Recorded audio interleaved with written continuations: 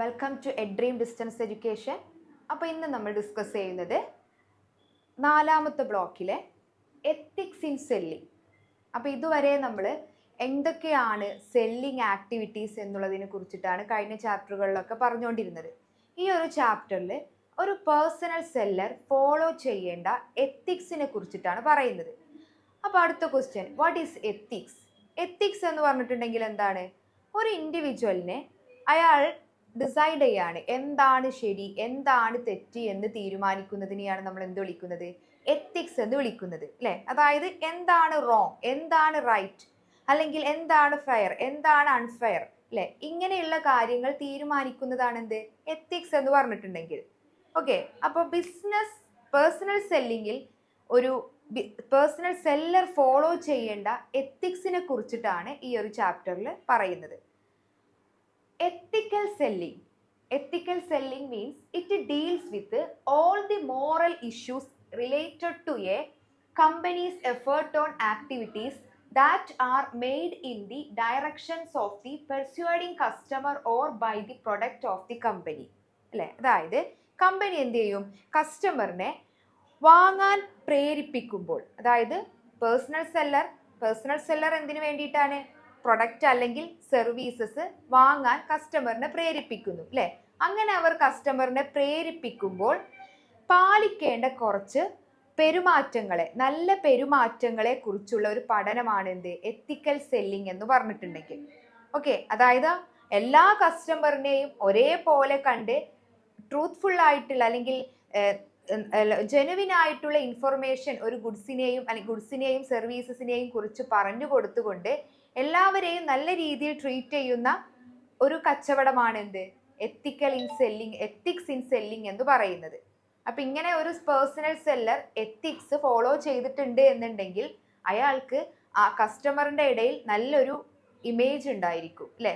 അതായത് ആ ഒരു പ്രൊഡക്റ്റിനെ കുറിച്ചിട്ടും പേഴ്സണൽ സെല്ലറെ കുറിച്ചിട്ടും കസ്റ്റമറിന് എന്തുണ്ടായിരിക്കും? ഒരു ട്രസ്റ്റ് ഉണ്ടായിരിക്കും.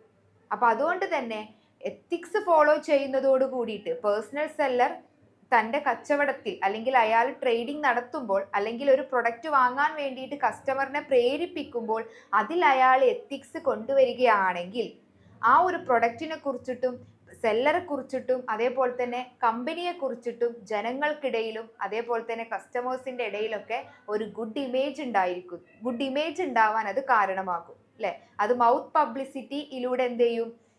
ഈ ഒരു എത്തിക്സ് ഫോളോ ചെയ്യുന്നതോട് കൂടിയിട്ട് കമ്പനിക്ക് കൂടുതൽ സെയിൽസ് നടക്കുകയും റിപ്പീറ്റഡ് ആയിട്ടുള്ള സെയിൽസ് നടക്കുകയും അതുപോലെ തന്നെ സെല്ലർക്ക് എന്ത് ചെയ്യാൻ പറ്റും? കൂടുതൽ കമ്മീഷൻസ്, അല്ലെ? കൂടുതൽ സെയിൽസ് കിട്ടുമ്പോൾ എന്ത് കിട്ടും? കമ്മീഷൻസ് കിട്ടും. അത് ഏൺ ചെയ്യാനും കഴിയുന്നു.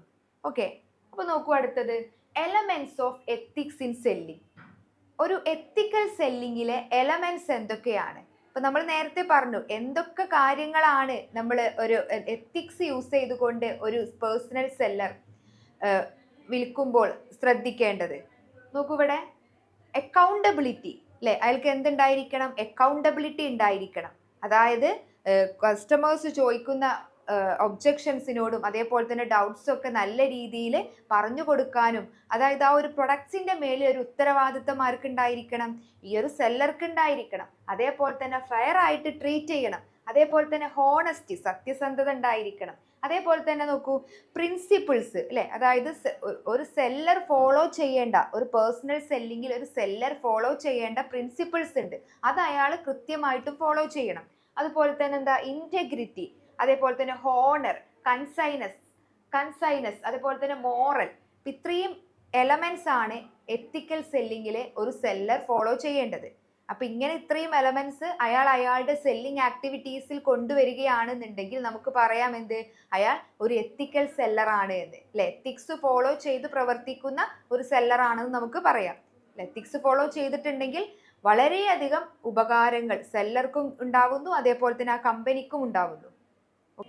ഓക്കെ, അടുത്തൊരു ഭാഗം നോക്കൂ, nature and characteristics of ethical selling. Ethical സെല്ലിങ്ങിൻ്റെ നേച്ചർ, സ്വഭാവങ്ങൾ എന്തൊക്കെയാണ്? ഒന്നാമത്തതാണ്, it is a wide term, അല്ലേ? എത്തിക്കൽ സെല്ലിംഗ് എന്ന് പറഞ്ഞിട്ടുണ്ടെങ്കിൽ എന്താണ്? ഒരു വൈഡ് ടേം ആണ്. അതായത് ഒരു ഉൽപ്പന്നവുമായി ബന്ധപ്പെട്ട എല്ലാ ആക്ടിവിറ്റീസിൻ്റെ എത്തിക്സും ഉൾക്കൊള്ളുന്ന അല്ലെങ്കിൽ എല്ലാ പ്രവർത്തനങ്ങളും ഒരു പ്രൊഡക്റ്റിൻ്റെയോ സർവീസസിൻ്റെയോ വിൽപ്പനയുമായി ബന്ധപ്പെട്ട എല്ലാ പ്രവർത്തനങ്ങളും ഉൾപ്പെടുന്ന ഒരു വൈഡ് ഏരിയ ആണ് എന്ത്, എത്തിക്കൽ സെല്ലിംഗ് എന്ന് പറഞ്ഞിട്ടുണ്ടെങ്കിൽ.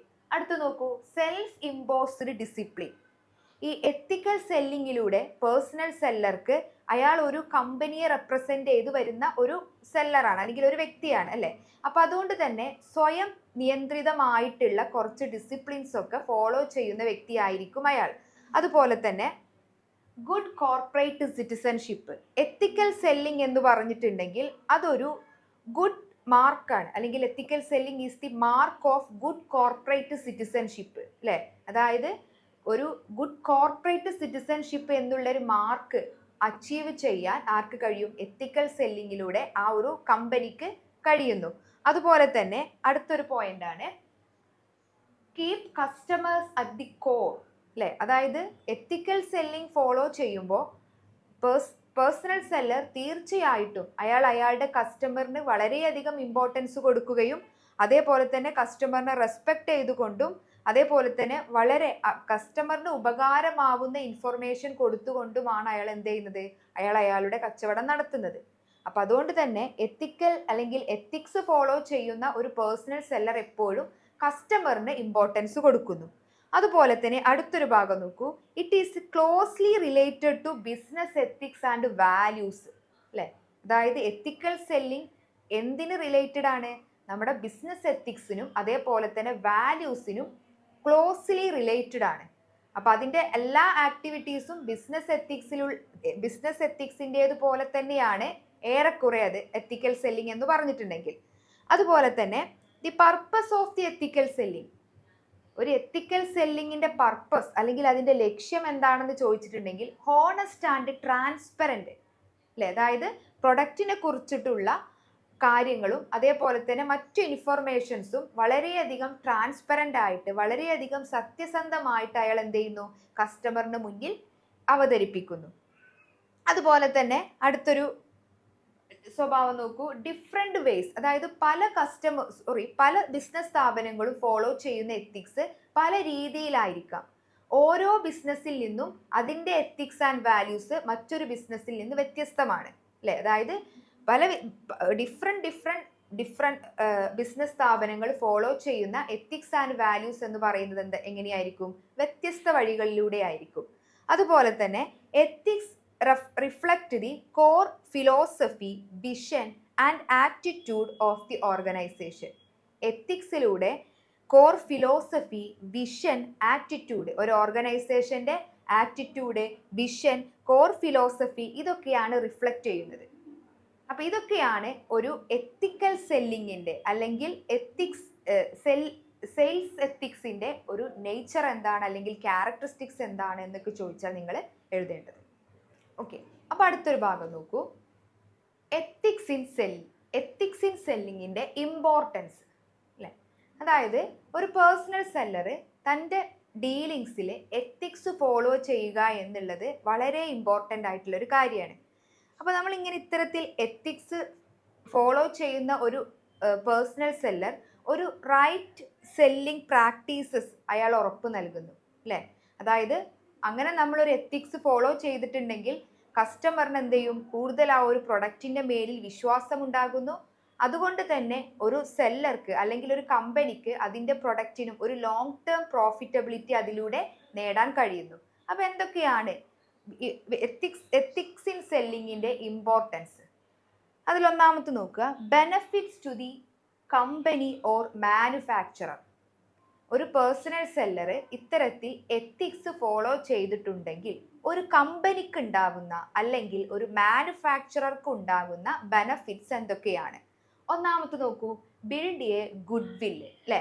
അതായത് കസ്റ്റമറിൻ്റെ ഇടയിൽ ആ ഒരു പ്രൊഡക്റ്റിനെ കുറിച്ചിട്ട് വളരെയധികം നല്ലൊരു അഭിപ്രായം ഉണ്ടാവുന്നു.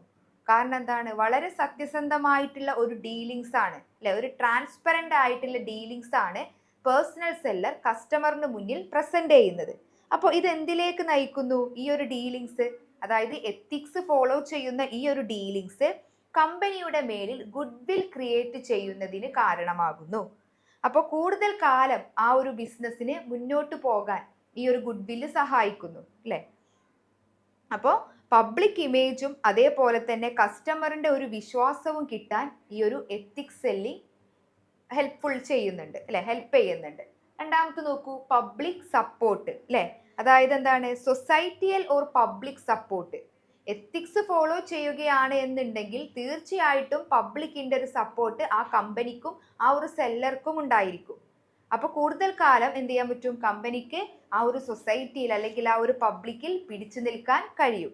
അതുപോലെ തന്നെ കോമ്പറ്റേറ്റീവ് എഡ്ജ്, മറ്റു കോമ്പറ്റേറ്റീവ് ആയിട്ടുള്ള കമ്പനികളിൽ നിന്നൊക്കെ എത്തിക്സ് ഫോളോ ചെയ്താൽ അത് ആ ഒരു കമ്പനിക്ക് നേട്ടമാണ് ഉണ്ടാക്കുക അല്ലെ. ഒരു കോമ്പറ്റേറ്റീവ് എഡ്ജ് ആ ഒരു കമ്പനിക്ക് കിട്ടും. കാരണം എന്താണ്, എത്തിക്സ് ഫോളോ ചെയ്തിട്ടുണ്ടെന്നുണ്ടെങ്കിൽ കസ്റ്റമറിന് കൂടുതൽ ആ ഒരു പ്രൊഡക്റ്റിന്റെ മേലിൽ ട്രസ്റ്റ് ഉണ്ടാകുന്നു. മറ്റു കോമ്പറ്റേറ്റീവ് പ്രൊഡക്ട്സിനേക്കാളും ഏറ്റവും നല്ല ഒരു ഗുഡ്സ് ആണ് എത്തിക്സ് ഫോളോ ചെയ്യുന്ന സെല്ലർ വിൽക്കുന്നത് എന്നുള്ള വിശ്വാസം കസ്റ്റമറിന്റെ ഉള്ളിൽ ഉണ്ടാകുന്നു. അപ്പൊ ഇതെന്താണ്, ഇത് നമ്മുടെ കമ്പനിക്ക് അല്ലെങ്കിൽ എത്തിക്സ്. ഓക്കെ, അപ്പൊ നമ്മൾ എത്തിക്സ് ഫോളോ ചെയ്താൽ ഉണ്ടാകുന്ന അടുത്ത ഒരു ബെനഫിറ്റ് ആണ് long term business revenue and profits അല്ലേ. അതായത് ഇപ്പോൾ നമ്മൾ വളരെയധികം ട്രൂത്ത്ഫുൾ ആയിട്ടുള്ള ഇൻഫർമേഷൻ ജനങ്ങളിലേക്ക് എത്തിച്ചു കൊടുത്ത് സത്യസന്ധമായിട്ടുള്ള ഒരു ബിസിനസ് അല്ലെങ്കിൽ ഒരു സെയിൽസ് നടത്തുമ്പോൾ ജനങ്ങൾക്കിടയിൽ നമ്മൾ നേരത്തെ പറഞ്ഞു വളരെയധികം ആക്സെപ്റ്റൻസ് ഉണ്ടാകുന്നു, ഗുഡ് വില്ല് മേക്ക് ചെയ്യാൻ പറ്റുന്നു അല്ലെ. അപ്പൊ അതുകൊണ്ട് തന്നെ ഒരു ബിസിനസ്സിന് എന്ത് ചെയ്യാൻ പറ്റും, കൂടുതൽ കാലം സൊസൈറ്റിയുടെ സപ്പോർട്ടോട് കൂടിയിട്ട് ആ ഒരു ബിസിനസ്സിന് കൂടുതൽ കാലം നിലനിന്നു പോവാൻ കഴിയുന്നു അല്ലെ.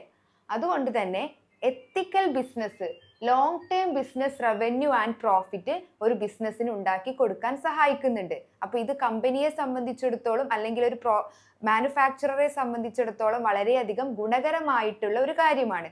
അതേപോലെ തന്നെ നോക്കൂ, വാല്യൂ ഓറിയന്റഡ് ബിസിനസ് ഫിലോസഫി അല്ലെ. നമ്മൾ നേരത്തെ പറഞ്ഞിട്ടുണ്ടായിരുന്നു, എത്തിക്സ് ഫോളോ ചെയ്യുന്ന ഒരു ബിസിനസ്സിന് അവിടെ ഒരു ഗുഡ് കോർപ്പറേറ്റ് സിറ്റിസൺഷിപ്പ് എന്നൊരു ട്രേഡ് മാർക്ക് അവർക്ക് കിട്ടുന്നുണ്ട് അല്ലെ. അതുകൊണ്ട് തന്നെ അവർക്ക് സൊസൈറ്റിയുടെ ആക്സെപ്റ്റൻസ് അതിലൂടെ പെട്ടെന്ന് നേടാൻ കഴിയുന്നു.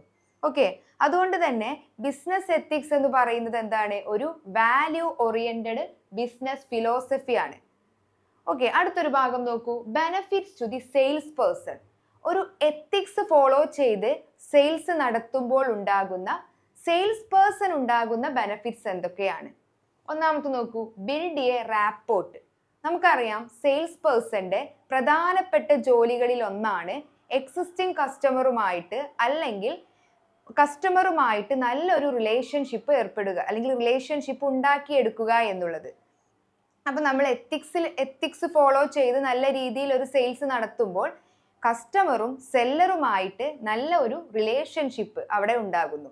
അതേപോലെ തന്നെ നോക്കൂ, കസ്റ്റമേഴ്സ് ഫെയ്ത്ത് അല്ലെ, കസ്റ്റമറിന്റെ വിശ്വാസം ഉണ്ടാക്കിയെടുക്കാൻ ഈ ഒരു എത്തിക്സ് സഹായിക്കുന്നുണ്ട്. അതുപോലെ തന്നെ നോക്കൂ, സക്സസ്ഫുൾ റിലേഷൻഷിപ്പ്. ദീർഘകാലം നമുക്ക് നമ്മുടെ കസ്റ്റമറുമായിട്ട് വളരെ നല്ല രീതിയിലുള്ള ഒരു റിലേഷൻഷിപ്പ് മെയിൻറ്റെയിൻ ചെയ്ത് കൊണ്ടുപോകാൻ എത്തിക്സിലൂടെ സെയിൽസ് പേഴ്സണ് കഴിയുന്നുണ്ട്. അതുപോലെ തന്നെ നോക്കൂ, റിപ്പീറ്റ് ബിസിനസ്. ഒരു സെല്ലറുടെ പ്രധാനപ്പെട്ട ഒരു സക്സസ് എന്ന് പറയുന്നത് എന്താണ്, എക്സിസ്റ്റിംഗ് കസ്റ്റമറിന്റെ വിശ്വാസം എന്നുള്ളതാണ് അല്ലെ. എക്സിസ്റ്റിംഗ് കസ്റ്റമറിന് വിശ്വാസമായാൽ അവരെന്ത് ചെയ്യും, അവര് സെയിം സെല്ലറിന്റെ കയ്യിൽ നിന്ന് തന്നെ റിപ്പീറ്റഡ് ആയിട്ട് പ്രൊഡക്റ്റുകൾ പർച്ചേസ് ചെയ്യാൻ തുടങ്ങും.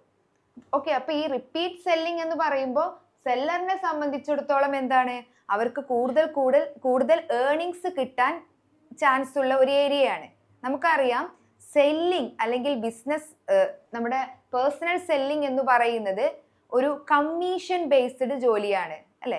അപ്പൊ അതുകൊണ്ട് തന്നെ കൂടുതൽ റിപ്പീറ്റഡ് ആയിട്ട് അവർക്ക് ബിസിനസ് കിട്ടുമ്പോൾ അല്ലെങ്കിൽ പ്രൊഡക്റ്റിന്റെ സെയിൽസ് നടക്കുമ്പോൾ അവർക്ക് അതിനനുസരിച്ചുള്ള കമ്മീഷൻ ബേസ്ഡ് ബെനിഫിറ്റ് ലഭിക്കുന്നുണ്ട്. അതുപോലെ തന്നെ നോക്കൂ, spread positive word of mouth അല്ലെ. മൗത്ത് പബ്ലിസിറ്റി ഏറ്റവും കൂടുതൽ ഉണ്ടാക്കാൻ കഴിയുന്ന ഒരു ഭാഗമാണ് എത്തിക്സ് എന്ന് പറയുന്നത്. നമ്മൾ വളരെയധികം സത്യസന്ധമായിട്ട് ഒരു പ്രൊഡക്റ്റ് വിൽക്കാൻ ശ്രമിക്കുമ്പോൾ കസ്റ്റമർ എന്ത് ചെയ്യുന്നു, അവരതിൽ അട്രാക്റ്റഡ് ആവുന്നു, അവർക്ക് വളരെയധികം ആ ഒരു പ്രൊഡക്റ്റിൽ വിശ്വാസം ഉണ്ടാകുന്നു.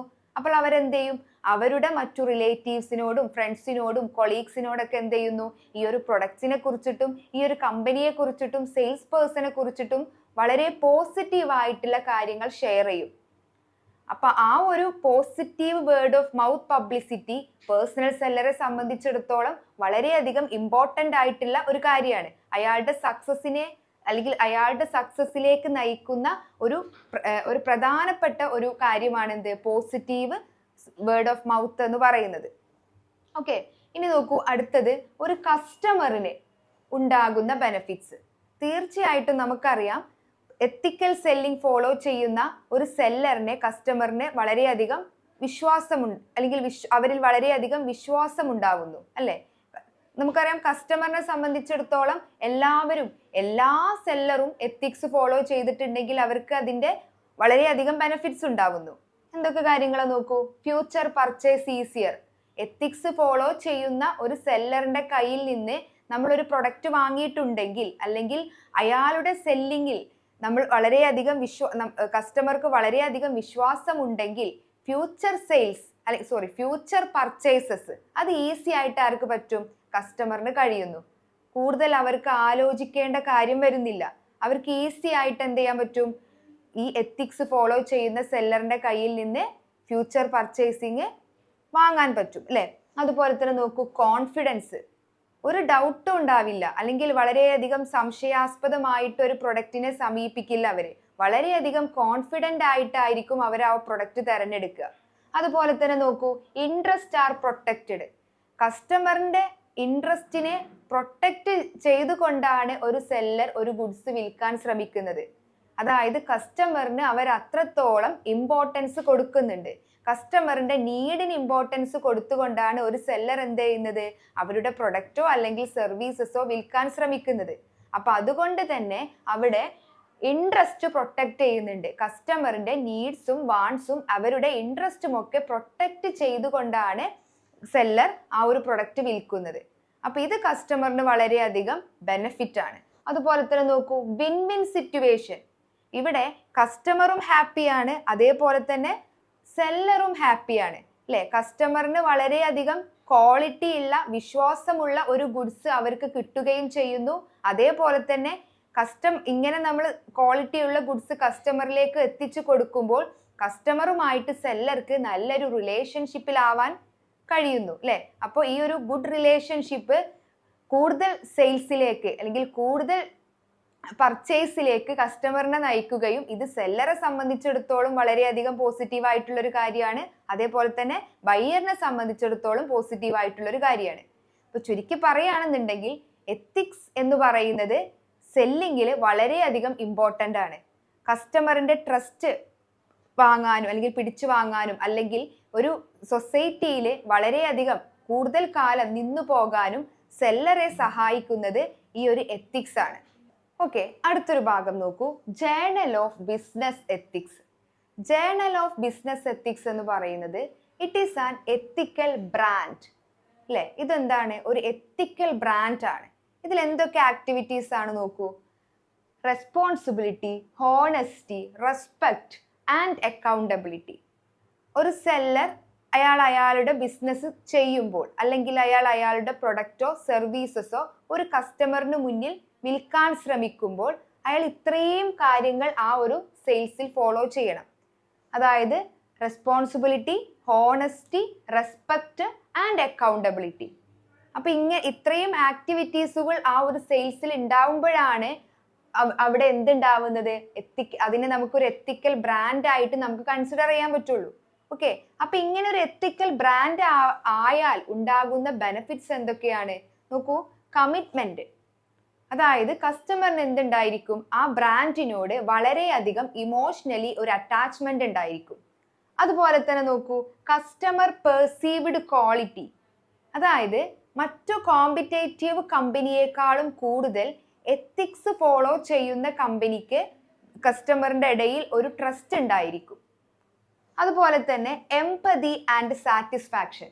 എത്തിക്സ് ഫോളോ ചെയ്യുന്ന ഒരു സെല്ലർ എന്താണ് ചെയ്യുന്നത്, കസ്റ്റമറിന്റെ ഭാഗത്ത് നിന്നുകൊണ്ട് ചിന്തിച്ചിട്ടാണ് അവരെന്ത് ചെയ്യുന്നത്. അതല്ലെങ്കിൽ കസ്റ്റമറിന്റെ നീഡ് എന്താ, അവരുടെ വാണ്ട്സ് എന്താ, അവരുടെ ഇൻട്രസ്റ്റിനെ പ്രൊട്ടക്ട് ചെയ്തുകൊണ്ടാണ് സെല്ലർ കച്ചവടം ചെയ്യുന്നത് അല്ലെങ്കിൽ സെയിൽസ് നടത്തുന്നത്. അപ്പൊ അതുകൊണ്ട് തന്നെ അങ്ങനെ കസ്റ്റമറിന്റെ ഭാഗത്ത് നിന്ന് ചിന്തിച്ചുകൊണ്ട് ഒരു സെയിൽസ് നടത്തുക എന്ന് പറയുമ്പോൾ അവരുടെ നീഡ്സിനെയും അവരുടെ വാണ്ട്സിനെയും ഒക്കെ സാറ്റിസ്ഫൈ ചെയ്തുകൊണ്ടിട്ടുള്ള ഒരു സെയിൽസ് ആയിരിക്കും അവിടെ, അല്ലെ? അപ്പൊ അതുകൊണ്ട് തന്നെ കസ്റ്റമർ സാറ്റിസ്ഫാക്ഷൻ ഉണ്ടായിരിക്കും. ആ ഒരു പ്രൊഡക്റ്റിലോ അല്ലെങ്കിൽ ആ ഒരു സർവീസസിലോ അല്ലെങ്കിൽ ആ ഒരു സെല്ലറിലോ കസ്റ്റമർ സാറ്റിസ്ഫൈഡ് ആയിരിക്കും. അതുപോലെ തന്നെ നോക്കൂ, കസ്റ്റമർ ലോയൽറ്റി, അല്ലെ? കസ്റ്റമറിന് ആ ഒരു പ്രൊഡക്റ്റിൽ വളരെയധികം ട്രസ്റ്റ് ഉണ്ടായിരിക്കും. അതുപോലെ തന്നെ പോസിറ്റീവ് വേർഡ് ഓഫ് മൗത്ത്. ഇതിനെല്ലാം ഉപരി ഈ പ്രൊഡക്റ്റിനെ കുറിച്ചിട്ടും അതേപോലെ തന്നെ ആ ഒരു പേഴ്സണൽ സെല്ലറെ കുറിച്ചിട്ടും അല്ലെങ്കിൽ ആ ഒരു ബ്രാൻഡിനെ കുറിച്ചിട്ടും ഒരു പോസിറ്റീവ് ആയിട്ടുള്ള മൗത്ത് പബ്ലിസിറ്റി സ്പ്രെഡ് ചെയ്യാൻ തുടങ്ങും, അല്ലെ? അങ്ങനെ ഒരു മൗത്ത് പബ്ലിസിറ്റി സ്പ്രെഡ് ചെയ്യുന്നതോട് കൂടിയിട്ട് സെല്ലർക്കും കമ്പനിക്കും അതിന്റെ ബെനിഫിറ്റ്സ് ലഭിക്കുകയും ചെയ്യുന്നു. ഓക്കെ, അപ്പൊ ഇതാണ് ജേണൽ ഓഫ് ബിസിനസ് എത്തിക്സ് എന്ന് പറയുന്നത്. ഓക്കെ, അടുത്തൊരു ഭാഗം നോക്കൂ, types of ethical behaviour in selling. നമുക്കറിയാം എത്തിക്സ് എന്ന് പറയുന്നത് പല ബിസിനസ് സിറ്റുവേഷൻസിനനുസരിച്ചും മാറിക്കൊണ്ടേയിരിക്കും. എന്നിരുന്നാലും യൂണിവേഴ്സലി ആക്സെപ്റ്റഡ് ആയിട്ടുള്ള കുറച്ച് എത്തിക്കൽ ബിഹേവിയറിനെ കുറിച്ചിട്ടാണ് ഇവിടെ ഡിസ്കസ് ചെയ്യുന്നത്. ഒന്നാമത്തത് നോക്കൂ, build trust and reliability with customer. ഒരു സെല്ലർ അയാളുടെ പ്രൊഡക്റ്റ് വിൽക്കാൻ ശ്രമിക്കുമ്പോൾ അയാളുടെ ത്രൂ ഔട്ട് കോൺവെർസേഷനിൽ, കസ്റ്റമറുമായിട്ടുള്ള ത്രൂ ഔട്ട് കോൺവെർസേഷനിൽ അയാൾ പാലിക്കേണ്ട പല ആക്ഷൻസും അയാൾ യൂസ് ചെയ്യും. അതേപോലെ തന്നെ പല കാര്യങ്ങളും അയാൾ ഡിസ്കസ് ചെയ്യും. അപ്പോൾ അയാൾ പറയുന്ന എല്ലാ കാര്യത്തിലും അതേപോലെ തന്നെ ആക്ഷൻസിലും അയാൾ പാലിക്കേണ്ടത് എന്താണ്? കസ്റ്റമറിന് വിശ്വാസ്യമുള്ളതാവുന്ന രീതിയിൽ അത് പ്രസന്റ് ചെയ്യുക എന്നുള്ളതാണ്. ഒരിക്കലും കസ്റ്റമറിന് നമ്മുടെ പ്രവൃത്തിയിലോ അല്ലെങ്കിൽ നമ്മുടെ വാക്കിലോ ആ ഒരു പ്രൊഡക്ട്സിനെ കുറിച്ചിട്ടോ അല്ലെങ്കിൽ സർവീസസിനെ കുറിച്ചിട്ടോ ഒരു ഡൗട്ട് ഉണ്ടാവാൻ പാടില്ല. അപ്പോൾ എപ്പോഴും കസ്റ്റമറിന്റെ ഒരു ട്രസ്റ്റ് പിടിച്ചു പറ്റാൻ തക്ക രീതിയിലുള്ള പ്രവർത്തനങ്ങളായിരിക്കണം ഈ ഒരു സെല്ലർ അയാളുടെ പ്രവൃത്തിയിലുടനീളം ചെയ്യേണ്ടത്. അടുത്തത് നോക്കൂ, ബി അക്കൗണ്ടബിൾ. അയാൾ ചെയ്യുന്ന കാര്യത്തിന് അയാൾ ഉത്തരവാദി ആയിരിക്കണം. സെല്ലർ ഇപ്പോൾ ഒരു പ്രൊഡക്റ്റ് ബയ്യർക്ക് കൊടുക്കുന്നു അല്ലെങ്കിൽ ഒരു കസ്റ്റമറിന് കൊടുക്കുന്നു. അപ്പോൾ സെല്ലറിന്റെ ഉത്തരവാദിത്തമാണ് ആ ഒരു പ്രൊഡക്റ്റുമായി ബന്ധപ്പെട്ട എല്ലാ ഡൗട്ട്സും എല്ലാ ഒബ്ജക്ഷൻസും വളരെ കൃത്യമായി ബയ്യർക്ക് അല്ലെങ്കിൽ കസ്റ്റമർക്ക് പറഞ്ഞു കൊടുക്കുക എന്നുള്ളത്. അതുപോലെ തന്നെ ആഫ്റ്റർ സെയിൽസ് സർവീസസ് ഒക്കെ ചെയ്തു കൊടുക്കുക. അതുപോലെ തന്നെ ആ ഒരു പ്രൊഡക്റ്റുമായി ബന്ധപ്പെട്ട എല്ലാ കംപ്ലൈന്റുകളും പരിഹരിച്ചു കൊടുക്കുക എന്നുള്ളത് ഒരു സെല്ലറിന്റെ ഡ്യൂട്ടിയിൽ പെടുന്നതാണ്. അപ്പോൾ അയാൾ എന്താണോ ചെയ്യുന്നത് അതിന്റെ പൂർണ്ണ ഉത്തരവാദിത്വവും സെല്ലർക്കാണ്, അല്ലെ? അതായത് നമ്മളിപ്പോൾ ഒരു പ്രൊഡക്റ്റ് വിറ്റു, ആ പ്രൊഡക്റ്റ് വിറ്റതോട് കൂടിയിട്ട് പിന്നീട് അയാൾക്കൊരു ഉത്തരവാദിത്വവും ഇല്ല എന്നുള്ള രീതിയിൽ അയാൾ പെരുമാറരുത്. അതേപോലെ തന്നെ അടുത്ത് നോക്കൂ, give clear and true information. നമ്മളൊരു പ്രൊഡക്റ്റ് വിൽക്കാൻ വേണ്ടിയിട്ട് പ്രൊഡക്റ്റുമായി ബന്ധപ്പെട്ട തെറ്റായ കാര്യങ്ങൾ പറഞ്ഞു കൊടുത്ത് ഒരു ബയ്യറിനെ നമ്മൾ ഒരിക്കലും ഇൻഫ്ലുവൻസ് ചെയ്യാൻ പാടില്ല. നമ്മുടെ പ്രൊഡക്റ്റിന്റെ കറക്റ്റ് ഡീറ്റെയിൽസ് അവർക്ക് പറഞ്ഞു കൊടുക്കണം. നമ്മുടെ സർവീസസ് ആയിക്കോട്ടെ അല്ലെങ്കിൽ പ്രൊഡക്ട്സ് ആയിക്കോട്ടെ, ആ ഒരു പ്രൊഡക്റ്റോ അല്ലെങ്കിൽ സർവീസുമായോ ബന്ധപ്പെട്ട ട്രൂത്ത്ഫുൾ ആയിട്ടുള്ള ഇൻഫർമേഷൻ അവർക്ക് പ്രൊവൈഡ് ചെയ്യണം. അതുപോലെ തന്നെ അടുത്ത് നോക്കൂ, be honest and giving competitors information. നമ്മളിപ്പോൾ നമ്മുടെ ഒരു പ്രൊഡക്റ്റുമായി ഒരു കസ്റ്റമറിന്റെ മുന്നിൽ അവരെ ഇൻഫ്ലുവൻസ് ചെയ്യാൻ വേണ്ടിയിട്ട് ഒരു സെല്ലർ പോകുമ്പോൾ അയാളുടെ സംസാരത്തിനിടയിൽ ഒരിക്കലും നമ്മുടെ കോമ്പറ്റീറ്റേഴ്സിനെ കുറിച്ചിട്ട് ഒരു നെഗറ്റീവ് ഇംപ്രഷൻ അല്ലെങ്കിൽ നെഗറ്റീവ് ആയിട്ടുള്ള കാര്യങ്ങൾ സെല്ലർക്ക് കൊടുക്കാൻ പാടില്ല. അതായത് സെല്ലറിനോട് നമ്മൾ ഒരിക്കലും കോമ്പറ്റീറ്റേഴ്സിന്റെ കാര്യങ്ങളിൽ അല്ലെങ്കിൽ അത് തെറ്റായ കാര്യങ്ങൾ, കോമ്പറ്റീറ്റേഴ്സിന്റെ പ്രൊഡക്റ്റ് അങ്ങനെയാണ് അല്ലെങ്കിൽ അവരുടെ സർവീസസ് ഇങ്ങനെയാണ് എന്നുള്ള ഒരു തെറ്റായ ഇൻഫർമേഷൻ അവർക്ക് കൊടുക്കാൻ പാടില്ല. അതായത് special care must be taken to avoid criticising or bad mouthing competitors. അതായത് നമ്മുടെ കോമ്പറ്റീറ്റേഴ്സിനെ കുറിച്ചിട്ട് നമ്മൾ ഒരിക്കലും എന്ത് ചെയ്യാൻ പാടില്ല? ക്രിട്ടിസൈസ് ചെയ്ത് സംസാരിക്കാൻ പാടില്ല. ഒരു സെല്ലർ എന്താ ചെയ്യേണ്ടത്? അയാളുടെ പ്രൊഡക്ട്സിന്റെ ഹൈലൈറ്റ്സുകൾ അല്ലെങ്കിൽ അഡ്വാൻറ്റേജസ് കൂടുതൽ ഹൈലൈറ്റ് ചെയ്ത് കസ്റ്റമറിന് മുന്നിൽ അവതരിപ്പിക്കുക എന്നുള്ളതാണ് അയാളുടെ ഡ്യൂട്ടി. അതിനിടയിൽ അയാൾ എന്ത് ചെയ്യാൻ പാടില്ല? മറ്റു കമ്പനികളുടെ പ്രൊഡക്ട്സിന്റെ ഡിസഡ്വാൻറ്റേജസ് പറഞ്ഞുകൊണ്ട് അയാളുടെ സെയിൽസ് ഉറപ്പുവരുത്താൻ പാടില്ല. ഓക്കെ, അതായത് അയാളുടെ സെയിൽസ് കൂട്ടാൻ വേണ്ടിയിട്ട് അയാൾ മറ്റു കമ്പനികളുടെ പ്രൊഡക്ട്സിനെ കുറിച്ച് മോശം പറയാൻ പാടില്ല. ഓക്കെ, അതുപോലെ തന്നെ അടുത്ത് നോക്കൂ, have A solution oriented attitude. ഒരു സെല്ലർ എപ്പോഴും കസ്റ്റമറിന്റെ ആറ്റിറ്റ്യൂഡിൽ അല്ലെങ്കിൽ കസ്റ്റമറിന്റെ പ്രോബ്ലം എന്താണോ അത് സോൾവ് ചെയ്ത് കൊടുക്കാൻ നിൽക്കുന്ന ഒരു സപ്പോർട്ടറെ പോലെ അല്ലെങ്കിൽ ഒരു ഗൈഡറെ പോലെയാണ് നിൽക്കേണ്ടത്. അതായത് എന്താണ് കസ്റ്റമറിന്റെ പ്രോബ്ലം, അതിനുള്ള ഒരു സൊല്യൂഷൻ ആയിട്ടാണ് സെല്ലർ കസ്റ്റമറിനെ സമീപിക്കേണ്ടത്.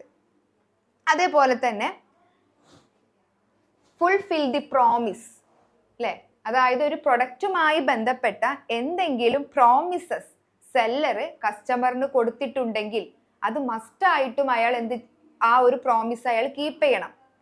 ഓക്കെ, അതായത് ഇപ്പോൾ ഒരു പ്രൊഡക്റ്റ് വാങ്ങാൻ വേണ്ടിയിട്ട് സെല്ലർ എന്ത് ചെയ്യുന്നു, ഒരു പ്രോമിസ് കൊടുക്കുകയും പിന്നീട് ആ ഒരു പ്രോമിസ് അയാൾ പാലിക്കാതെ വരികയും ചെയ്തിട്ടുണ്ടെങ്കിൽ ആ ഒരു കമ്പനിക്കോ അല്ലെങ്കിൽ ആ ഒരു പ്രൊഡക്റ്റിനോ കൂടുതൽ കാലം ആ ഒരു സൊസൈറ്റിയിൽ നിലനിൽപ്പുണ്ടാവില്ല. അപ്പൊ പ്രോമിസസ് എന്തെങ്കിലും കൊടുത്തിട്ടുണ്ടെങ്കിൽ അതൊക്കെ കൃത്യമായിട്ട് തന്നെ അയാൾ പാലിക്കാൻ ശ്രമിക്കണം.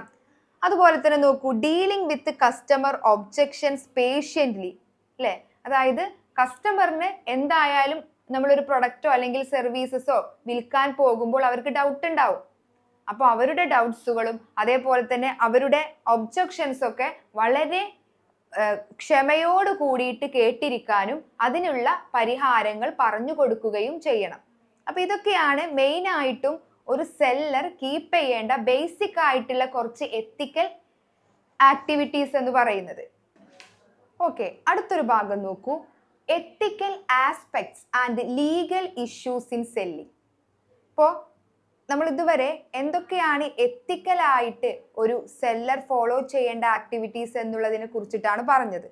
ഇവിടെ ethical aspects and legal issues, ഇവിടെ അൺഎത്തിക്കലായിട്ടുള്ള അല്ലെങ്കിൽ എത്തിക്കൽ ഇഷ്യൂസ് എന്ന് പറയുന്നത് are based on human values and principles that defines right and wrong. നമുക്കറിയാം എത്തിക്കൽ ഇഷ്യൂസ് എന്ന് പറയുമ്പോൾ എന്താണ്, അതായത് ഹ്യൂമൻ വാല്യൂസിന്റെയും പ്രിൻസിപ്പിൾസിന്റെയും ഒക്കെ അടിസ്ഥാനത്തിൽ എന്താണ് ശരി എന്താണ് തെറ്റ് എന്ന് ഉൾക്കൊള്ളുന്ന ഒരു ഫീൽഡ് ഓഫ് സ്റ്റഡിയാണ് എന്ത്, എത്തിക്കൽ ഇഷ്യൂസ് എന്ന് പറയുന്നത്.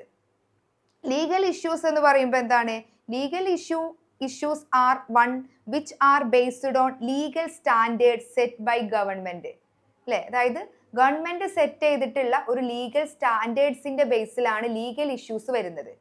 ഓക്കെ, അപ്പൊ ഇവിടെ നമ്മൾ എന്തൊക്കെയാണ് കോമൺ ആയിട്ട് കസ്റ്റമർ എക്സ്പീരിയൻസ് ചെയ്യുന്ന എത്തിക്കൽ ഇഷ്യൂസ് അല്ലെങ്കിൽ സെല്ലർ ഫോളോ ചെയ്യുന്ന അൺഎത്തിക്കൽ ആയിട്ടുള്ള ഇഷ്യൂസ് എന്തൊക്കെയാണ് അതിനെ കുറിച്ചിട്ടാണ് ഇവിടെ പറയുന്നത്. ഒന്നാമത്തെ നോക്കൂ, miss representation or hiding facts.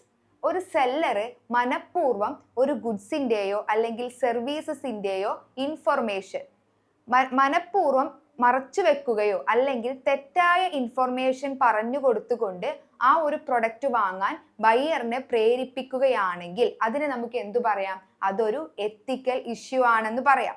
അതുപോലെ തന്നെ നോക്കൂ, അടുത്തത് പ്രൈസ് ഡിസ്ക്രിമിനേഷൻ. പ്രൈസ് ഡിസ്ക്രിമിനേഷൻ എന്ന് പറയുമ്പോൾ എന്താണ്, അതായത് sales person may charge different prices from customer for the same product. Same പ്രൊഡക്റ്റിന് പല കസ്റ്റമറിന്റെ കയ്യിൽ നിന്നും പല ചാർജസ് ഈടാക്കുക, അതൊരു ടൈപ്പ് ഓഫ് അൺഎത്തിക്കൽ അല്ലെങ്കിൽ എത്തിക്കൽ ഇഷ്യൂ ആണ്. അടുത്തത് നോക്കൂ, ബ്രൈബ്സ്, കൈക്കൂലി കൊടുക്കുക. ചില ബിഗ് ഡീൽസ് ഒക്കെ നടത്താൻ വേണ്ടിയിട്ട് സെല്ലർ എന്ത് ചെയ്യുന്നു, ബയ്യർക്ക് വല്ല ഗിഫ്റ്റുകളോ അല്ലെങ്കിൽ മറ്റു ആനുകൂല്യങ്ങളൊക്കെ കൊടുക്കുക. ഇതൊരു ടൈപ്പ് ഓഫ് എത്തിക്കൽ ഇഷ്യൂ ആണ്. അപ്പോൾ ബ്രൈബ്സ് എന്ന് പറയുമ്പോൾ 1872 കോൺട്രാക്ട് ആക്ട് പ്രകാരം അല്ലെങ്കിൽ സെയിൽ ഓഫ് ഗുഡ്സ് ആക്ട് 1930 പ്രകാരം അതൊരു ലീഗൽ ഇഷ്യൂ ആണ്. ഒരു ബിഗ് ഡീൽ നടത്താൻ വേണ്ടിയിട്ട് അല്ലെങ്കിൽ ഒരു ഗുഡ്സിന്റെ സെയിൽസിന് വേണ്ടിയിട്ട് നമ്മൾ മറ്റുള്ളവർക്ക് കൈക്കൂലി കൊടുക്കുകയാണെങ്കിൽ അതൊരു എത്തിക്കൽ ഇഷ്യൂ ആണ്. അതുപോലെ തന്നെ അടുത്തൊരു ഭാഗം നോക്കൂ, ടൈ ഇൻ സെയിൽസ്. ഇവിടെ സെല്ലർ ഒരു പ്രൊഡക്റ്റ്, ഒരു ഗുഡ്സ് ബയ്യർ സെല്ലറുടെ കയ്യിൽ നിന്ന് വാങ്ങുന്നു. അങ്ങനെ ഒരു സെല്ലറിന്റെ കയ്യിൽ നിന്നൊരു ഗുഡ്സ് വാങ്ങിയത് കൊണ്ട് മാത്രം അത് റിലേറ്റഡ് ചെയ്തിട്ടുള്ള മറ്റൊരു ഗുഡ്സും കൂടി സെല്ലറിന്റെ കയ്യിൽ നിന്ന് തന്നെ വാങ്ങാൻ പാടൂ എന്ന് സെല്ലർ എന്ത് ചെയ്യുക, ബയ്യറിനോട് ഒരു കണ്ടീഷൻ വെക്കുക. ഓക്കെ, അതായത് സെല്ലർ പറയാണ് ഒരു ഗുഡ്സ് ബയ്യർ സെല്ലറിന്റെ കയ്യിൽ നിന്ന് വാങ്ങി, അതുകൊണ്ട് തന്നെ അത് റിലേറ്റഡ് ചെയ്ത മറ്റൊരു പ്രൊഡക്റ്റ്, സെല്ലറിന്റെ കയ്യിലുള്ള മറ്റൊരു പ്രൊഡക്റ്റും കൂടി കസ്റ്റമർ വാങ്ങണം എന്ന് നിർബന്ധിപ്പിക്കുക. അതും ഒരു ടൈപ്പ് ഓഫ് എത്തിക്കൽ ഇഷ്യൂ ആണ്. അടുത്ത നോക്കൂ, false promising or over promising. അതായത് ഒരു സെല്ലർ എന്ത് ചെയ്യാണ്, കസ്റ്റമറിനോട് ഒരു ഗുഡ്സിനെ കുറിച്ചിട്ട് അല്ലെങ്കിൽ ഒരു പ്രൊഡക്ട്സിന്റെ ക്വാളിറ്റിയെ കുറിച്ചിട്ടും അതിന്റെ ക്വാണ്ടിറ്റിയെ കുറിച്ചിട്ടൊക്കെ പ്രോമിസസ് കൊടുക്കുക. അതായത് ആ ഒരു സെയിൽസ് നടത്താൻ വേണ്ടിയിട്ട് അല്ലെങ്കിൽ നടക്കാൻ വേണ്ടിയിട്ട് പ്രോമിസസ് കൊടുക്കുകയും പിന്നീട് അയാൾ അത് യൂസ് ചെയ്യുമ്പോഴാണ് അയാൾക്ക് മനസ്സിലായത് അയാൾ കബളിപ്പിക്കപ്പെട്ടു എന്ന് തിരിച്ചറിയുന്നത്. അങ്ങനെയുള്ളൊരു കണ്ടീഷൻസിനെയും നമുക്ക് എന്തു പറയാം, എത്തിക്കൽ ഇഷ്യൂ എന്ന് പറയാം. ഫോൾസ് പ്രോമിസസ് കൊടുക്കുക, ഒരു സെയിൽസ് നടക്കാൻ വേണ്ടിയിട്ട് തെറ്റായ വാഗ്ദാനങ്ങൾ നൽകിക്കൊണ്ട് അല്ലെങ്കിൽ വലിയ വലിയ വാഗ്ദാനങ്ങൾ നൽകിക്കൊണ്ട് സെല്ലറിനെ ഇൻഫ്ലുവൻസ് ചെയ്യുകയും പിന്നീട് ആ പ്രോമിസ് കീപ്പ് ചെയ്യാൻ സെല്ലർക്ക് കഴിയാതെ വരികയും ചെയ്യുന്ന ഒരു കണ്ടീഷനാണ് അല്ലെങ്കിൽ ആ ഒരു പ്രവൃത്തിയാണ് എന്ത്, ഫാൾസ് പ്രോമിസിങ് എന്ന് പറയുന്നത്. അതുപോലെ തന്നെ selling hazardous and spurious products, വ്യാജമായതും ഒരു കസ്റ്റമറിന്റെ മെന്റലി ആൻഡ് ഫിസിക്കലി ഹാനികരമാകുന്ന പ്രൊഡക്റ്റ് വിൽക്കുന്നതും ഒരു എത്തിക്കൽ ആൻഡ് ലീഗൽ ഇഷ്യൂ ആണ്. അതുപോലെ തന്നെ ഡിലേഡ് ഡെലിവറീസ്.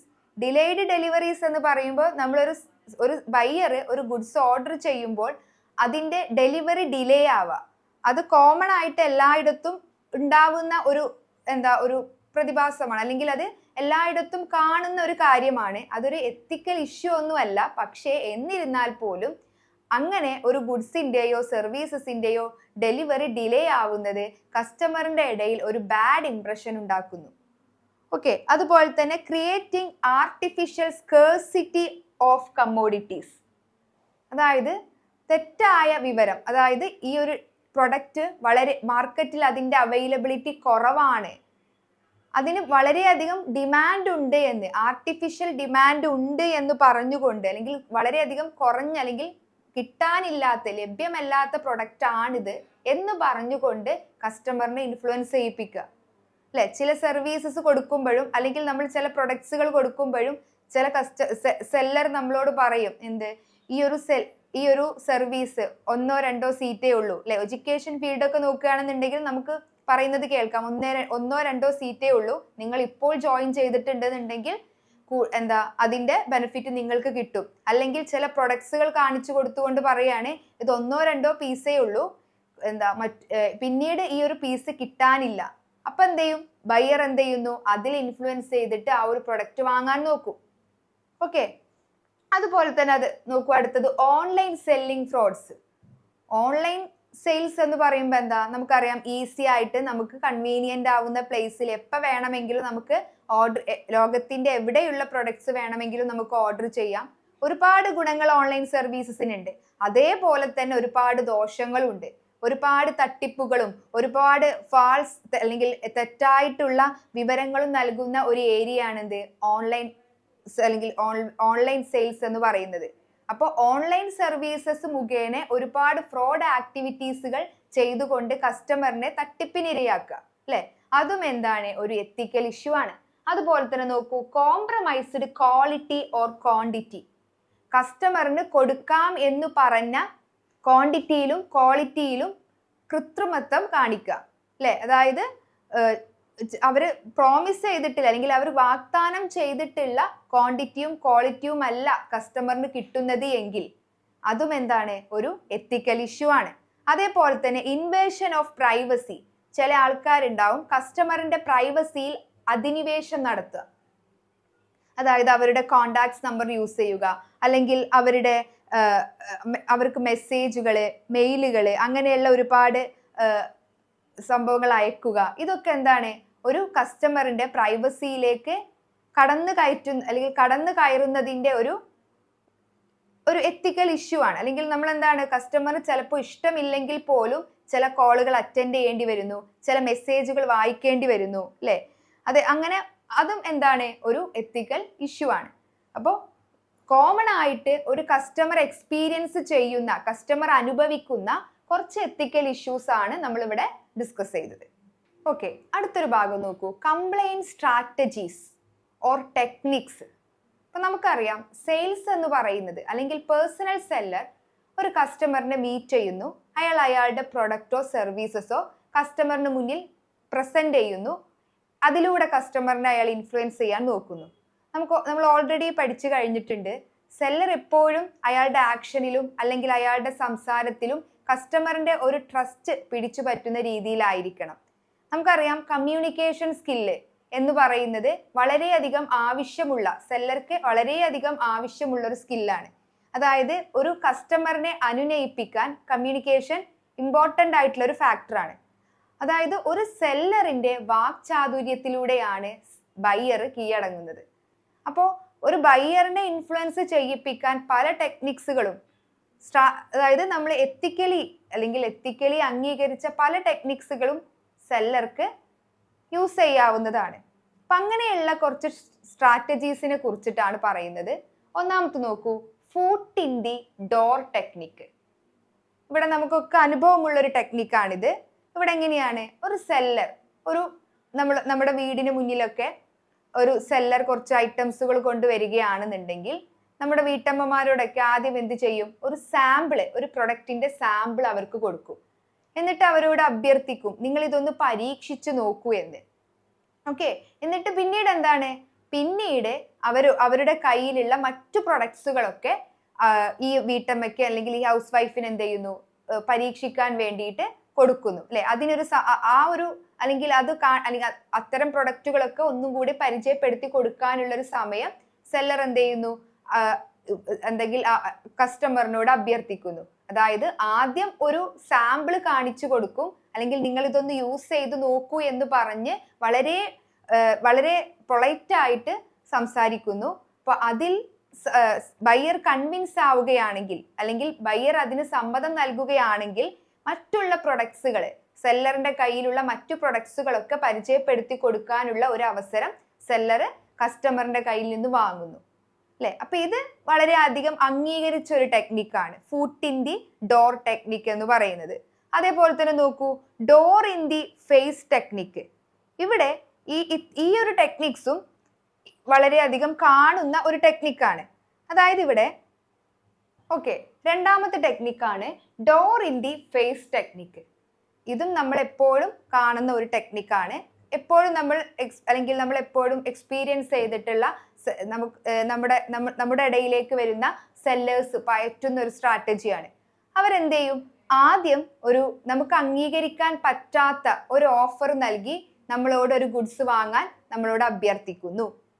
ശേഷം നമ്മൾ അത് കൺവിൻസ്ഡ് ആവുന്നില്ല എങ്കിൽ അതിനേക്കാളും നമുക്ക് കൺവിൻസിങ് ആവുന്ന കുറച്ച് ഓഫറുകൾ നൽകിക്കൊണ്ട് ആ ഒരു ഗുഡ്സ് വാങ്ങാൻ നമ്മൾ പ്രേരിപ്പിക്കുക. അതാണ് door in the face technique എന്ന് പറയുന്നത്. അതായത് ചെറിയ ചെറിയ ഓഫറുകൾ നൽകിക്കൊണ്ട് നമുക്ക് അംഗീകരിക്കാൻ കഴിയാത്ത രീതിയിലുള്ള, കസ്റ്റമർക്ക് അംഗീകരിക്കാൻ കഴിയാത്ത രീതിയിലുള്ള ഓഫറുകൾ കൊടുത്തുകൊണ്ട് കസ്റ്റമറിനെ അനുനയിപ്പിക്കാൻ ശ്രമിക്കുന്നു, അല്ലെ? അതായത് ഇപ്പോൾ ഒരു എക്സാമ്പിൾ ആയിട്ട് നമ്മൾ പറയുകയാണെങ്കിൽ, ഒരു കാറ് വാങ്ങാൻ വരുന്ന ഒരു കസ്റ്റമറിന് ചെറിയൊരു ഓഫർ കൊടുക്കുക, അല്ലെങ്കിൽ ഇതിന്റെ പ്രൈസ് ഇത്രയും ഉണ്ട്, ആ കസ്റ്റമറിന് അംഗീകരിക്കാൻ പറ്റാത്ത രീതിയിലുള്ള ഒരു പ്രൈസ് ഓഫർ ചെയ്യുന്നു. അതിനുശേഷം കസ്റ്റമർ ആ ഒരു പ്രൈസിൽ അംഗീകരിക്കുന്നില്ല എന്നുണ്ടെങ്കിൽ മറ്റു ഓഫറുകൾ നൽകിക്കൊണ്ട്, അവർക്ക് അംഗീകരിക്കുന്ന രീതിയിലുള്ള മറ്റു ഓഫറുകൾ നൽകിക്കൊണ്ട് കസ്റ്റമറിനെ അനുനയിപ്പിക്കുക. അപ്പോൾ നമ്മൾ ഒരു ചെറിയ ഒരു ഓഫർ നൽകിയിട്ട് അവർ അതിൽ ഓക്കെ അല്ല എന്നുണ്ടെങ്കിൽ നമ്മൾ വീണ്ടും വീണ്ടും കുറച്ച് ഓഫറുകളൊക്കെ കൊടുക്കുമ്പോൾ അവർ വിചാരിക്കും, ആദ്യം പറഞ്ഞതിനേക്കാൾ ഒന്നും കൂടി മെച്ചപ്പെട്ട ഓഫർ കിട്ടിയിട്ടുണ്ടല്ലോ എന്ന് വിചാരിച്ചിട്ട് അവർ ആ ഗുഡ്സ് വാങ്ങാൻ തയ്യാറാവും. അപ്പോൾ ഇതും ഒരു യൂസ്ഫുൾ ആകുന്ന, അംഗീകരിക്കാവുന്ന ഒരു ടെക്നിക്കാണ്. അതുപോലെ തന്നെ അടുത്തൊരു ടെക്നിക്ക് നോക്കൂ, low balling technique. Low balling technique എന്ന് പറയുന്നത്, ഒരു വ്യക്തിയോട് ആദ്യം നമ്മൾ അവർക്ക് അട്രാക്റ്റഡ് ആവുന്ന ഒരു വാഗ്ദാനം നൽകി സമ്മതിപ്പിക്കുന്നു. എന്നാൽ ഉടനെയുള്ള സമയത്ത് വാഗ്ദാനത്തിൽ നമ്മൾ കൊടുത്ത പ്രോമിസിൽ എന്തെങ്കിലും വ്യവസ്ഥകൾ ഉണ്ടെങ്കിൽ, അല്ലെങ്കിൽ മറ്റു വ്യവസ്ഥകൾ ഉണ്ടെങ്കിൽ അത് മാറ്റി പറയാം. ഒരു എക്സാമ്പിൾ ആയിട്ട് പറയുകയാണെന്നുണ്ടെങ്കിൽ, ഒരു കാർ സെയിൽസ്മാന് ഒരു കാറിന്റെ വില ഒരു 1 lakh rupees ആണെന്ന് പറയുന്നു. അതിനുശേഷം അയാൾ ആ ഒരു പ്രൊഡക്റ്റ് വാങ്ങാൻ നിൽക്കുമ്പോൾ അല്ലെങ്കിൽ ഈ ഒരു വില തെറ്റായിരുന്നുവെന്നും ഇതിനേക്കാൾ കുറച്ച് പ്രൈസും കൂടെ ഉണ്ട്, അല്ലെങ്കിൽ കുറച്ച് ടാക്സ് റേറ്റും കൂടി ഇതിലേക്ക് ആഡ് ചെയ്യണം എന്ന് പറഞ്ഞിട്ട് ആ ഒരു കാറിന്റെ വില ഒരു 1,20,000 ആക്കുകയാണെങ്കിൽ അതിനെയാണ് ലോ ബോളിംഗ് ടെക്നിക് എന്ന് പറയുന്നത്. ഇതൊക്കെ നമുക്ക് എക്സ്പീരിയൻസ് അല്ലെങ്കിൽ നമ്മുടെ ലൈഫിൽ നമ്മൾ എക്സ്പീരിയൻസ് ചെയ്തിട്ടുള്ള കുറച്ച് അനുഭവങ്ങളാണ് അല്ലെ. ഒരു സെല്ലർ നമ്മളോട് ആദ്യം ഒരു വില പറയും, പിന്നീട് എന്ത് പറയും, അതിൽ കുറച്ചും കൂടി അഡ്ജസ്റ്റ്മെന്റ് വരുത്തണം, അതിന് കുറച്ചും കൂടി വില കൂടുതലുണ്ട് എന്ന് പറഞ്ഞിട്ട് നമ്മളെ കൊണ്ട് ആ ഒരു പ്രൊഡക്റ്റ് വാങ്ങിപ്പിക്കും അല്ലെ. ആദ്യത്തെ വിലയിൽ നമ്മൾ ഓക്കെ ആവും, പിന്നീടാണ് അവരെന്ത് ചെയ്യുന്നത് ആ ഒരു വ്യവസ്ഥ തെറ്റായിരുന്നു എന്ന് പറയുന്നത്. അപ്പൊ നമ്മൾ എന്ത് ചെയ്യും, പിന്നെ ഉപഭോക്താവ് ഇതിന് വേണ്ടിയിട്ട് അല്ലെങ്കിൽ കസ്റ്റമർ ഈ ഒരു പ്രൊഡക്റ്റ് വാങ്ങാൻ വേണ്ടിയിട്ട് ഒരുപാട് സമയം ചെലവഴിച്ചത് ആയതുകൊണ്ടും അവർ ആ ഒരു പ്രൈസിൽ അല്ലെങ്കിൽ ഓക്കെ ആണ് എന്നുള്ള രീതിയിൽ അത് സമ്മതിക്കുക. ഓക്കെ, അതായത് ആദ്യം കുറഞ്ഞ വില കൊടുത്ത്, അല്ലെങ്കിൽ എക്സാമ്പിൾ ആണ്, ആദ്യം ഒരു കണ്ടീഷൻ പറയുന്നു, ആ കണ്ടീഷനിൽ ഒരു കസ്റ്റമർ ഓക്കെ ആവുമ്പോൾ ആ ഒരു കണ്ടീഷൻ തെറ്റായിരുന്നുവെന്നും എന്നിട്ട് അതിനെ മറ്റു വ്യവസ്ഥകൾ കൂടി കസ്റ്റമറിന്റെ മേലിൽ അടിച്ചേൽപ്പിക്കുകയും ചെയ്യുക. അപ്പൊ കസ്റ്റമർ എന്ത് ചെയ്യും, ഇതുവരെ ആ ഒരു പ്രൊഡക്റ്റ് വാങ്ങാൻ അയാൾ ചെലവാക്കിയ സമയത്തെ ഓർത്തിട്ടും അല്ലെങ്കിൽ അയാൾക്ക് ആ പ്രൊഡക്റ്റ് അത്യാവശ്യമായതുകൊണ്ടും സെല്ലർ പറയുന്ന ഡീൽസിൽ അയാൾ ഓക്കെ ആവുക. ഇതാണ് ലോ ബോളിംഗ് ടെക്നിക് എന്ന് പറയുന്നത്. ഓക്കെ, അടുത്തൊരു ഭാഗം നോക്കൂ, നോംസ് ഓഫ് റെസിപ്രോസിറ്റി. അടുത്തൊരു ഭാഗമാണ് നോം ഓഫ് റെസിപ്രോസിറ്റി. അതായത് ഈ ഒരു ടെക്നിക്ക് സെല്ലർ എങ്ങനെയാണ് യൂസ് ചെയ്യുന്നത്? ഇപ്പോൾ മാർക്കറ്റർ അല്ലെങ്കിൽ സെല്ലർ കസ്റ്റമേഴ്സിന് ചെറിയ ചെറിയ ഗിഫ്റ്റുകൾ അല്ലെങ്കിൽ സൗജന്യ അല്ലെങ്കിൽ സാമ്പിളുകൾ ഇതൊക്കെ നൽകിക്കൊണ്ട് അവരെ ഇൻഫ്ലുവൻസ് ചെയ്യിപ്പിക്കുന്നു അല്ലെ, അല്ലെങ്കിൽ അവരെ ഇൻഫ്ലുവൻസ്ഡ് ആക്കുന്നു. അതിലൂടെ എങ്ങനെ, അതായത് സെല്ലർ എന്ത് ചെയ്യും, ആദ്യം ഈ ഒരു ഗുഡ്സ് അവർക്ക് പണം അടക്കാതെ തന്നെ അത് യൂസ് ചെയ്യാനുള്ള ഒരു സൗകര്യം ഒരുക്കുകയും കസ്റ്റമർ അതിൽ കൺവിൻസ്ഡ് ആവുകയാണെങ്കിൽ, അല്ലെങ്കിൽ അവരത് യൂസ് ചെയ്തല്ലോ എന്നുള്ള മനോഭാവത്തില് കസ്റ്റമർ എന്ത് ചെയ്യുന്നു, ആ ഒരു പ്രൊഡക്റ്റ് വാങ്ങാൻ നിർബന്ധിതനാവുന്നു. അങ്ങനെയുള്ളൊരു ടെക്നിക്കാണ് റെസിപ്രോസിറ്റി എന്ന് പറയുന്നത്. അതായത് ഉപഭോക്താക്കള് നേരത്തെ പണം അടക്കാതെ തന്നെ വീട്ടിൽ പരീക്ഷിക്കാനുള്ള ഒരു സൗകര്യം കസ്റ്റമറിന് ഒരുക്കി കൊടുക്കുന്നു. അപ്പോൾ ഇവരെന്ത് ചെയ്യും, ഈ സമയത്ത് കസ്റ്റമേഴ്സ് എന്ത് ചെയ്യുന്നു, സൗജന്യമായിട്ട് ഈ ഒരു സേവനം അല്ലെങ്കിൽ ഒരു സർവീസ് ഉപയോഗിച്ചത് കൊണ്ട് അല്ലെങ്കിൽ അവർക്ക് അതിന്റെ ഗുണം ലഭിച്ചതായി തോന്നുകയാണെങ്കിൽ അവരെന്ത് ചെയ്യുന്നു, ആ ഒരു ഉൽപ്പന്നം എന്താണ്, നമ്മളൊരു താങ്ക്സ് പോലെ അല്ലെങ്കിൽ നന്ദി പോലെ അല്ലെങ്കിൽ ആ ഒരു ഉൽപ്പന്നം ഉപയോഗിച്ചതിന് പകരമായിക്കൊണ്ട് ആ ഒരു ഉൽപ്പന്നം വാങ്ങാൻ ശ്രമിക്കുക. അപ്പൊ അങ്ങനെയുള്ള ഒരു ടെക്നിക്കാണ് നോംസ് ഓഫ് റെസിപ്രോസിറ്റി എന്ന് പറയുന്നത്.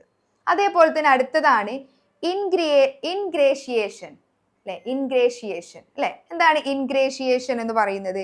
ഇൻഗ്രേഷിയേഷൻ എന്ന് പറയുമ്പോൾ നമുക്കറിയാം, സെല്ലർ എന്ന് പറയുന്നത്, സെല്ലർ എങ്ങനെയാണോ കസ്റ്റമറിനോട് പെരുമാറുന്നത് അതിനനുസരിച്ചായിരിക്കും ആ ഒരു ഗുഡ്സ് ബയർ കസ്റ്റമറിന്റെ അല്ലെങ്കിൽ കസ്റ്റമർ വാങ്ങുന്നത് അല്ലെ.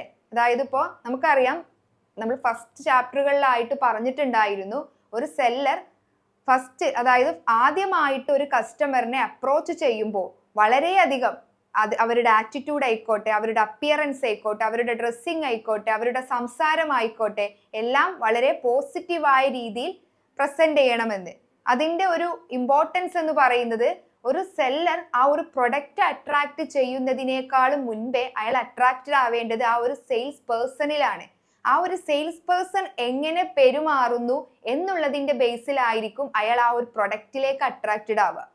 ഓക്കെ, അപ്പോൾ ആ ഒരു സെയിൽസ് പേഴ്സൺ കസ്റ്റമറിന് ഇഷ്ടപ്പെടുന്ന രീതിയിൽ വളരെയധികം അവർക്ക് ഒരു പോസിറ്റീവ് വൈബ് ഫീൽ ചെയ്യുന്ന രീതിയിൽ പെരുമാറിയിട്ടുണ്ടെങ്കിൽ ആ ഒരു പ്രൊഡക്റ്റിലേക്ക് കസ്റ്റമർ അട്രാക്റ്റഡ് ആവുന്നു. ഓക്കെ, അപ്പോൾ ഇൻഗ്രേഷിയേഷൻ എന്ന് പറയുന്നത് കസ്റ്റമറിനെ ഇൻഫ്ലുവൻസ് ചെയ്യിപ്പിക്കാൻ വേണ്ടിയിട്ട് അവർ ഇഷ്ടപ്പെടുന്ന രീതിയിൽ സെല്ലർ പെരുമാറുന്നു.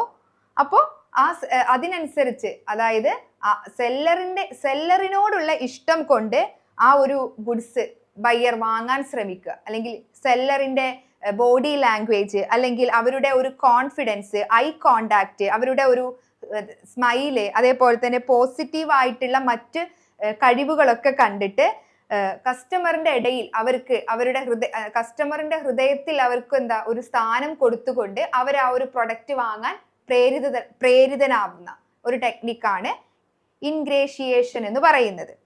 അപ്പോൾ സെല്ലർ അതിനു